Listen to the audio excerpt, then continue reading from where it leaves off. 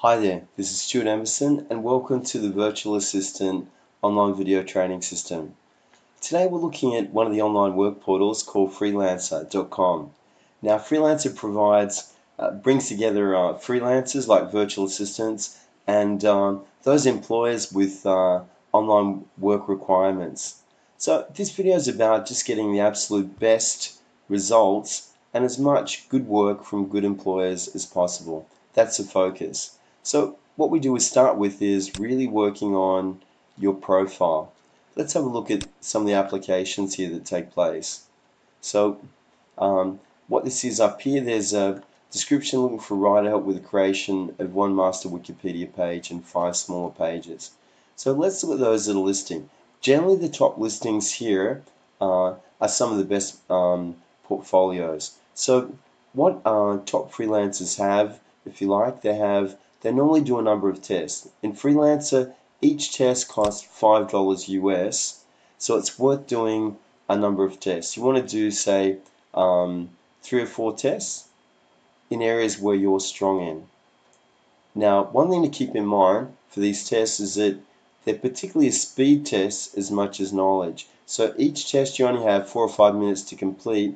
Literally that means you might have 6 to 8 seconds for each question. So as you prepare for the test, you really want to have a timer and do other tests to prepare, but particularly look at the timing. You want to really make sure you're able to finish early so you're sure you can complete and get the maximum mark. The next thing is really to look at portfolio. The best freelancers will have a considerable portfolio of work here and where you can see more and more work. So lots of variation of work that they have and a depth of portfolio work. Now what you want to have a good matchup is that for this freelancer is that their work is really a good matchup. You need to have examples of work in your portfolio that really match the requirement. That's really important. So if there's a requirement you're looking at where you realize you have other work that's really most suitable for this piece of work, you want to add it into your portfolio and get it in at the top of your portfolio so the employer can see that's a good matchup.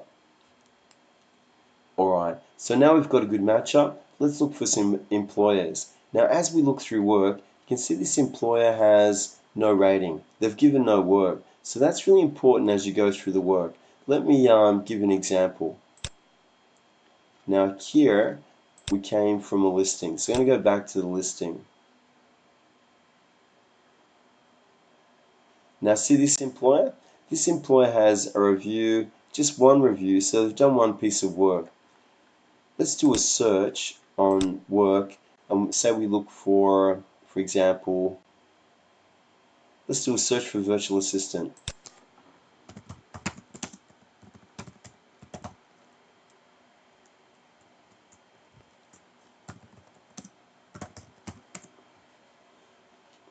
Alright, data entry, there's a bit of work there.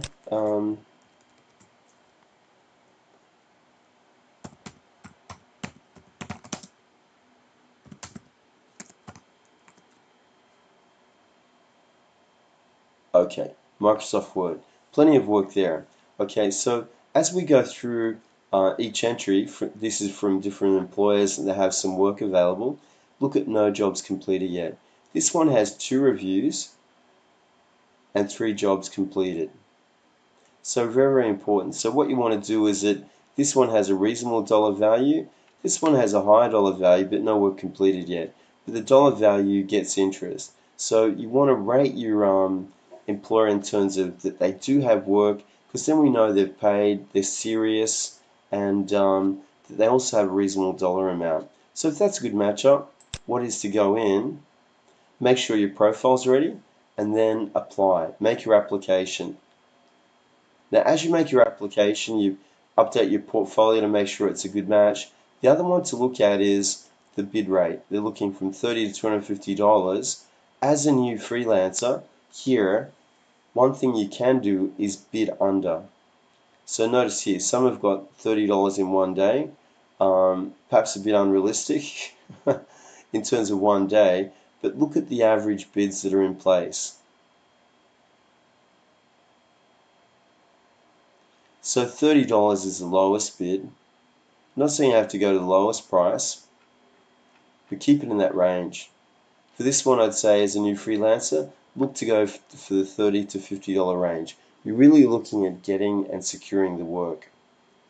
Now, there's some other things to notice is that once you get into contact with your freelancer, reply as quickly with your employer, and reply as quickly as you can, and give them any information that they're looking for. You should also ask questions just to check in terms of and being sure that they're clear on the work, that they're very specific. The more specific they are in terms of what they want, the more certain you can be that you've got a good match up in terms of they're clear on what they want, and so what that means is that you're more likely to finish on time or finish early and on budget. So be wary of employers that really aren't sure about what they want because their requirements can change. So that's one thing you look for as you begin to discuss things or chat things with one of the employers. Now this one has an actual higher rate, so you could look to bid for that one as well in terms of using your Microsoft Word experience.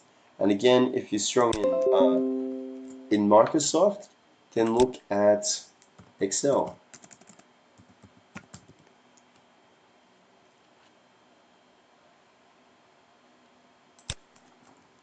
Another one is Spreadsheet. So be clear in terms of how you search and locate work there.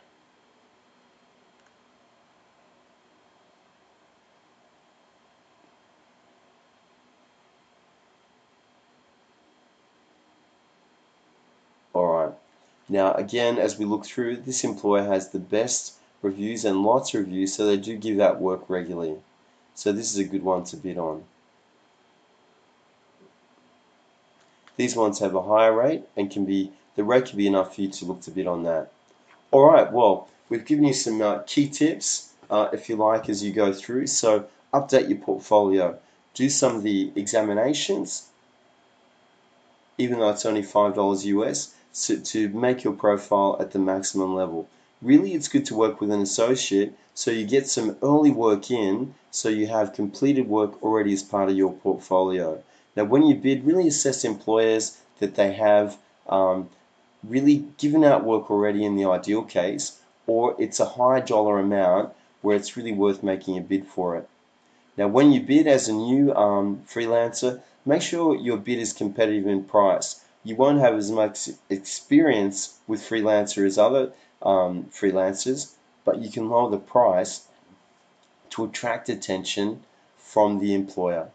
Alright, I trust you found this as a useful session to really get the most out of online portals like freelancer.com. Thank you for your time.